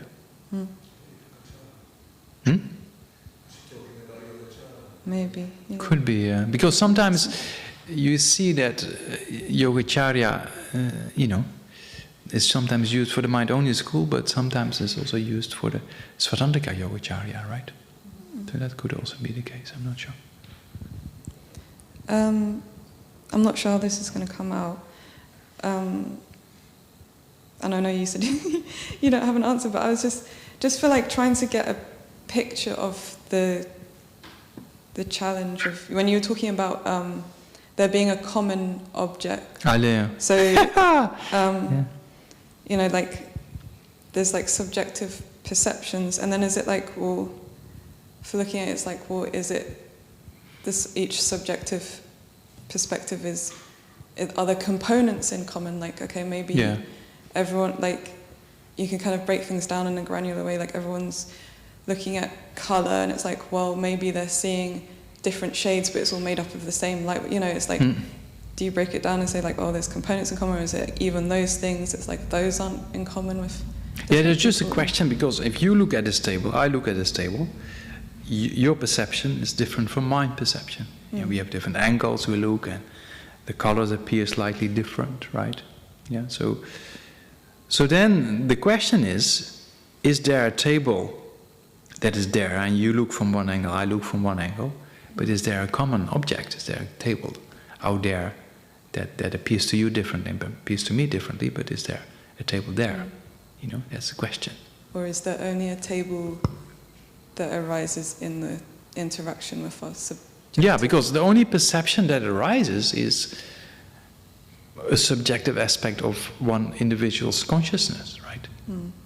Yeah, so then in the mind-only school they say there is no real object separate from perception, in the sense that, of course, objects exist, but the way they've been perceived depends on consciousness, right?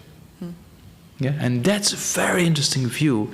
If you take that view and then you combine it with the Vajrayana, for example, or things like that, it becomes very profound, And also this Chubab example of water being either nectar or water or blood and pus, Yeah. So that's true, isn't it? It's very interesting. Because and then if you take karma into account, then it becomes even more interesting. Because what we perceive as an obstruction here, this wall, for a spirit is not an obstruction. They fly straight through, or Bardo being. So that means what we perceive is also really a little bit spooky.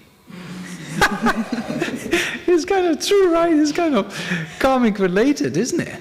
Then things become very interesting. Then this view is very interesting, because then there's no real common object anymore. Then you see that, and that's quite helpful. I mean, I don't know, helpful. People maybe freak out, but helpful in the sense to understand things a little bit more. How Buddha perceives this, how we perceive this, how a spirit perceives this, is completely different, right? Completely different dimensions, you know? Right? Yeah, it's very interesting. Spooky. Yeah, yeah. Spooky events. Oh, no, wait. Okay. Oh, lots of questions now. 1, 2, 3. 7. Oh.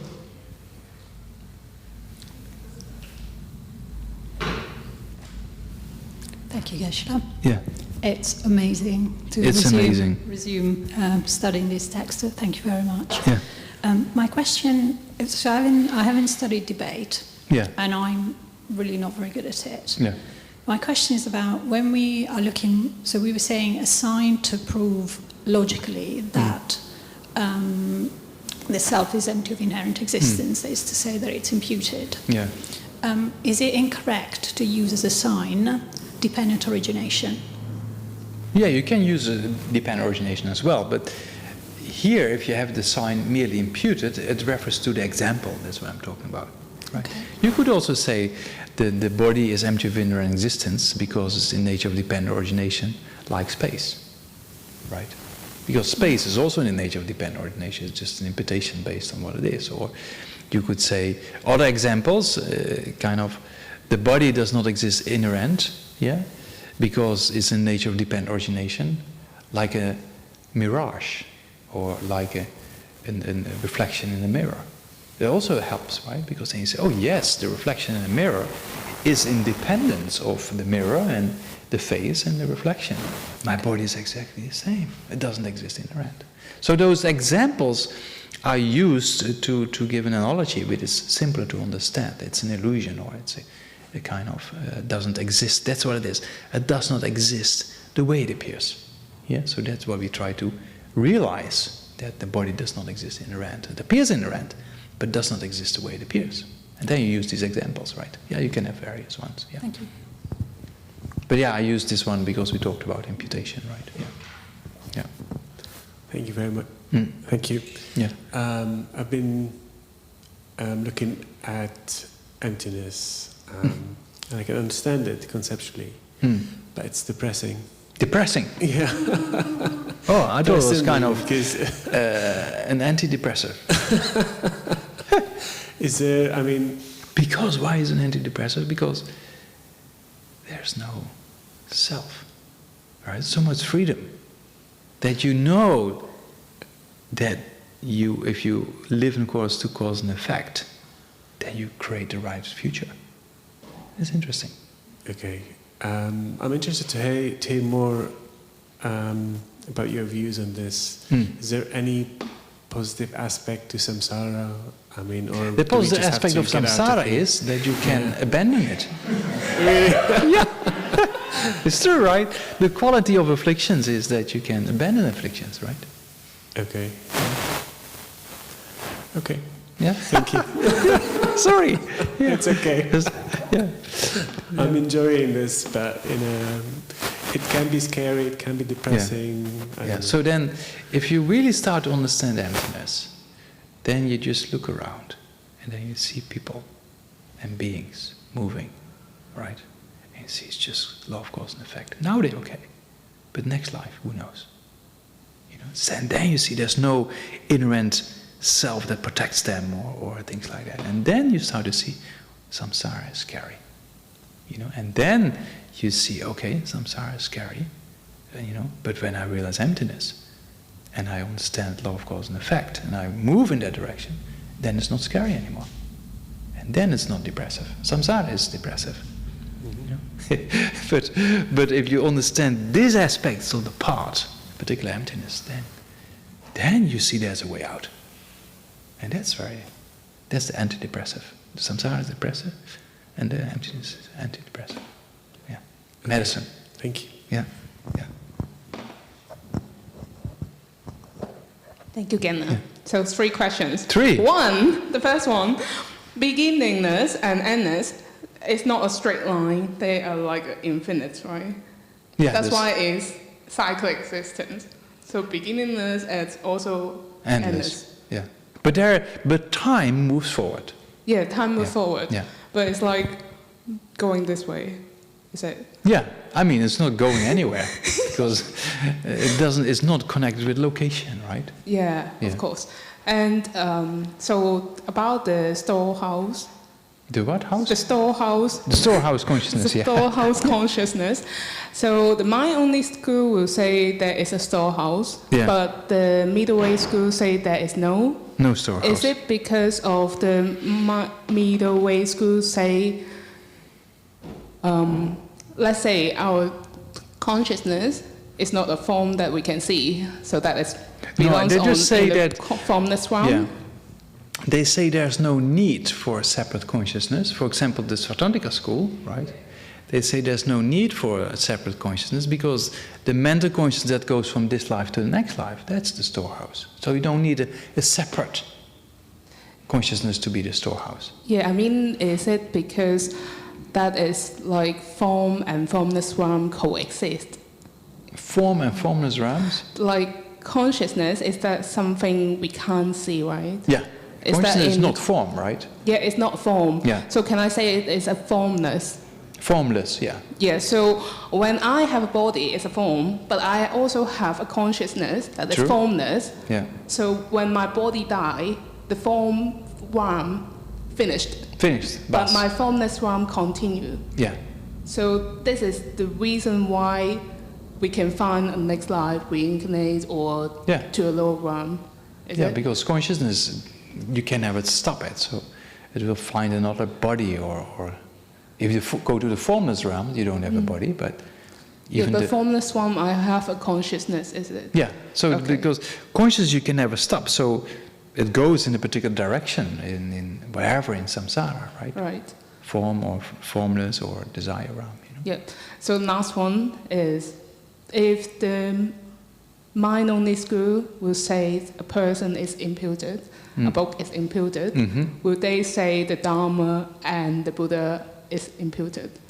Yeah, the Buddha, you know, the Buddha as the person is imputed, right? They agree upon that, you know. So that's definitely true, you know, a person is imputed in general. But then when you talk about the all-knowing mind of the Buddha, something like that, then they don't say it's imputed. There's a difference. Well, the Prasangika says that even the mind of the Buddha is imputed. Yeah, so there's a difference between mind only and Prasangika, right? Yeah? Yeah.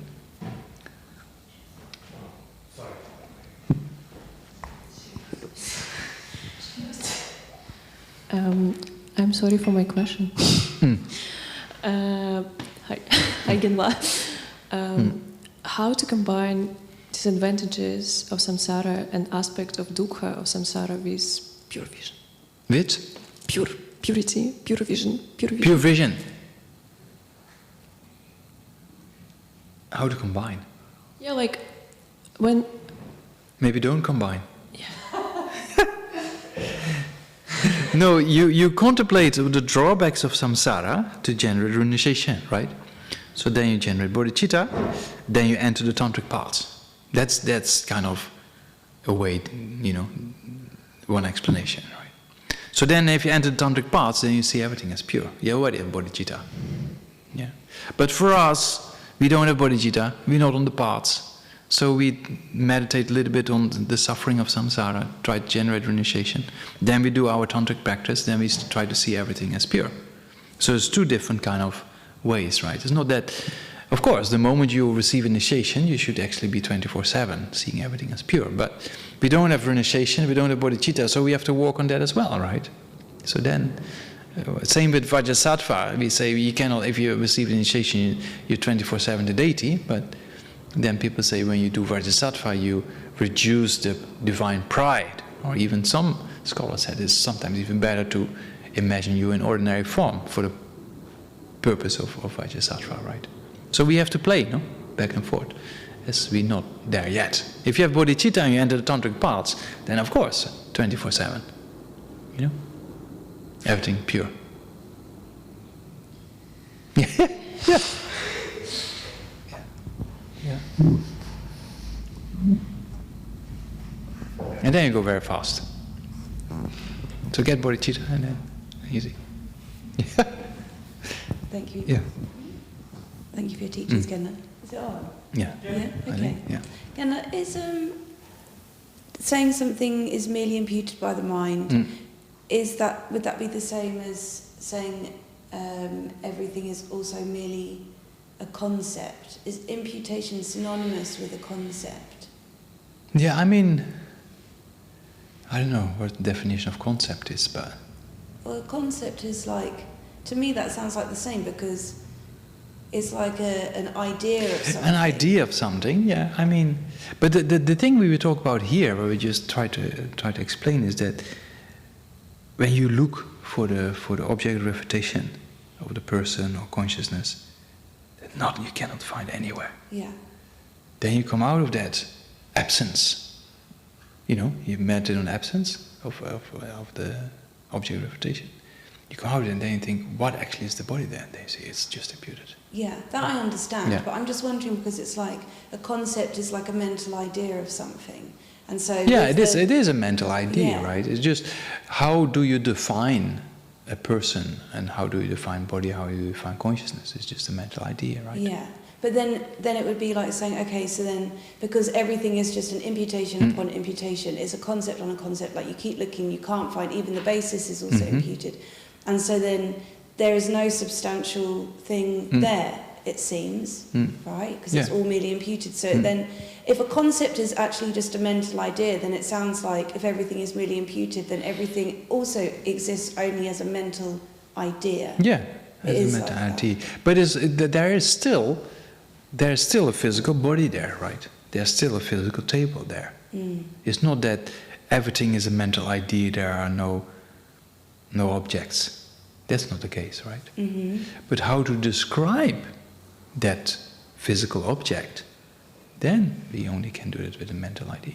But then I wonder also, because, you know, with the physics of things, when, you know, it's like even the atoms cannot be found substantially, right? But they appear to be. Yeah. But when you look for the matter, it's the same like with, it just infinitely dividing it. You can't find an essence Yeah, of same it. if you divide it into directions Yeah, whatsoever. exactly. Yeah. So then also with dividing things, then there are no, from its own side, existing particles. Yeah. Right. So then you see, okay, what is then the particle? Is just an imputation, and that's exactly what Carlos already says as well. Yeah. Yeah. So also the table or the chair, he describes also it's just imputed, nothing else. But then would it be that the reason when I hit my head against the table that I have experience and a spirit would not, for example, like what you said, spirit or not, is also because of karma? And if karma is a... I mean, there's different spirits, but let's say certain spirits don't know. But say that me and someone else hit and the spirit does not experience that. Is that just because we have the karma too? And karma is like karma is an aspect of mind, right? So again, it's just mental.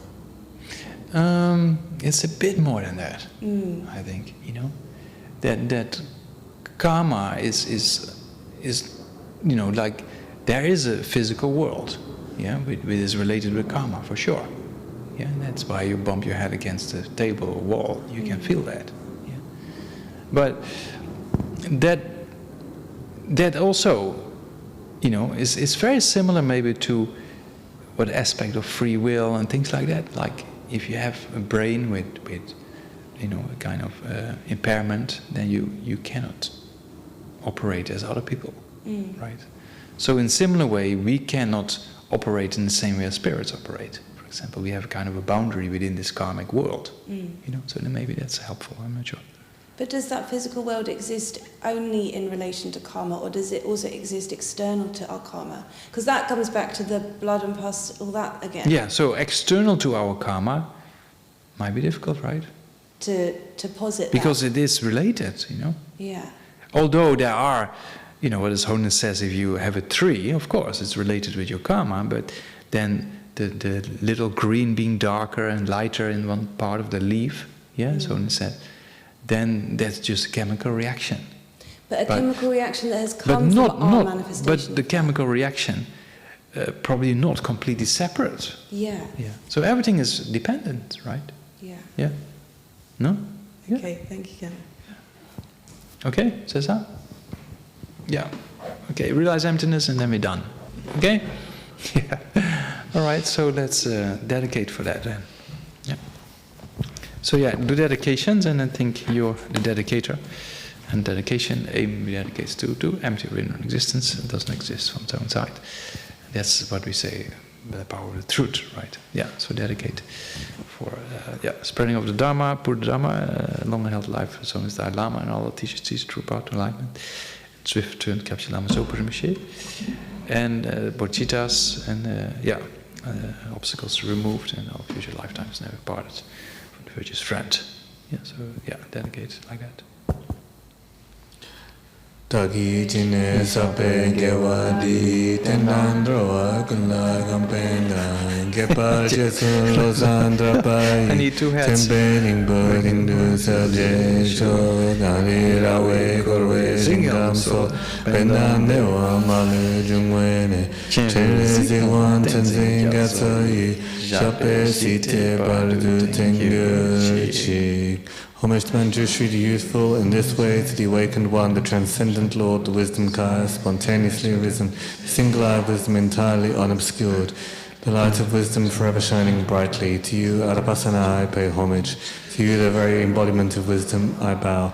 Thus it is explained by all the perfect Buddhas. This concludes the teaching spoken by the transcendent Lord Shakyamuni, the essence of the perfect recitation of the names of the wisdom being the transcendent Lord Manjushri.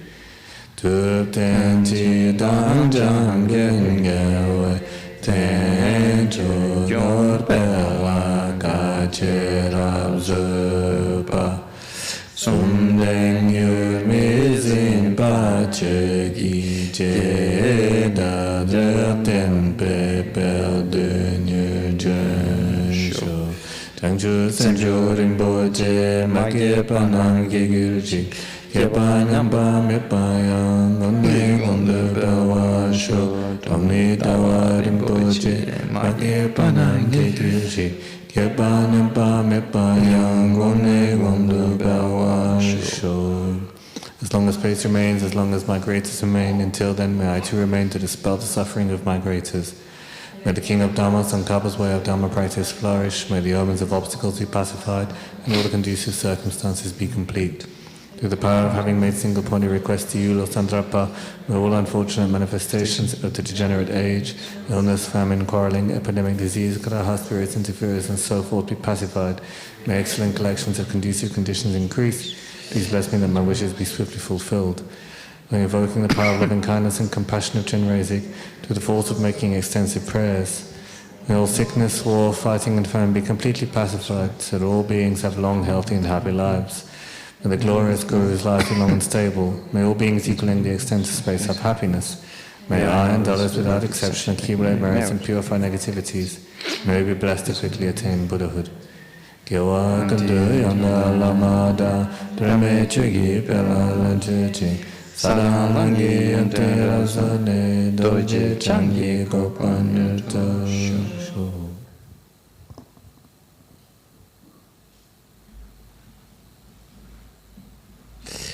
Okay, thank you so much. Yeah, good night, enjoy your evening. See you soon. Next week or weekend. Tomorrow.